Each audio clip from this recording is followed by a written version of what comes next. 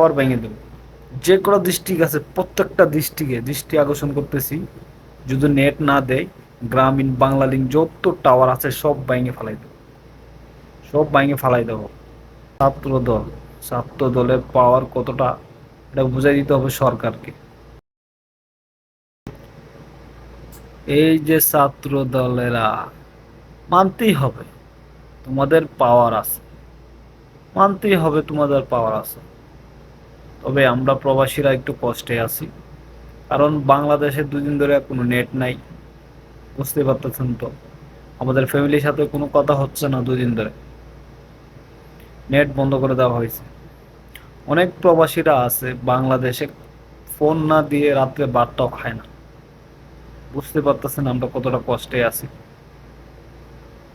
আপনারা চাইলে কিন্তু এর ব্যবস্থা করতে পারেন।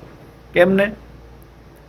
বাংলালিংক অফিস নাই, গ্রামীণ অফিস নাই, ওইখানে যান।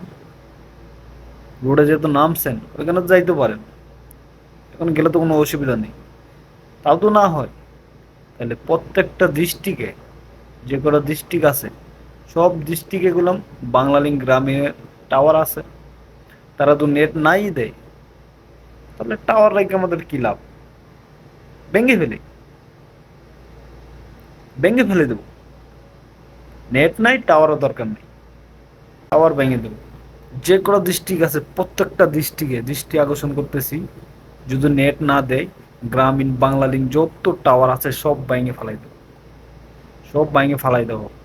ছাত্র দল, ছাত্র দলের পাওয়ার কতটা এটা বুঝাই দিতে হবে সরকারকে। সরকার মনে করছে আমার হুকুমে নেট বন্ধ হয়েছে, আমার হুকুমে আবার নেট চালু হবে। বাংলাদেশের জনগণ কি হাওয়ায় ভাসিয়ে আইছে? তাদের কি কোনো অধিকার নাই? শুধু সরকারের কথাই দেশ চলবে? এই জনগণের কথা দেশ চলবে না? জনগণের কথা শুনবে না সরকার? তাহলে সরকারের কথা জনগণ শুনবে? গ্রামীণ অফিসে যান, বাংলালিংক অফিসে যান, ওই কথা না শুনে, না বুঝে, যত নেটওয়ার্ক আছে যত ডিস্ট্রিক্টে সব বাইনে ফালাই দেওয়া হবে। কোনো দরকার নেই, আমরা প্রবাসীরা কথা বলবো না।